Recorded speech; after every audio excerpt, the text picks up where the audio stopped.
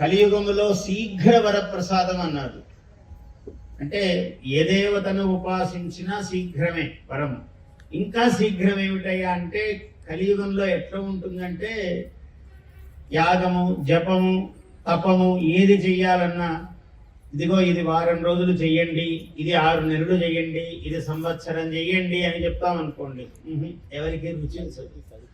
ఇట్లా నువ్వు కళ్ళు మూసుకో, ఇట్లా తెరిచేటప్పటికంతా నీకు వరం వస్తుందంటారు అనుకో అని అప్పుడు ఇంకా దాని మీద వేగము వేళ్ళు ఇట్లా కదిలిపోతూ ఉంటాయి. లైకుల మీద లైకులు. అట్లా ఫేస్బుక్ అన్నది దానికి సహస్ర శీర్షా పురుష, అక్కడ సహస్రమే చెప్పారు, శతసహస్ర శీర్షా పురుష అన్నట్లు ఫేసులు సహస్రాలు అయిపోతూ ఉంటాయి. ఆ ఫేసులు, లైకులు, బుక్కులు అన్ని కూడా ఏమిటి అంటే వేగము. చెప్పేవాళ్ళు కూడా అట్లాగే కండువాలు వేసుకొని చెప్తుంటారు. ఇట్లా 5 నిమిషాలు కూడా కాదు, నువ్వు ఇట్లా 3 సార్లు చెప్పావంటే కళ్ళు తెరిచేటప్పటికి అమ్మవారు వచ్చేస్తుంది నీకు ఎదురుగానే. అంత వేగం కావాలి.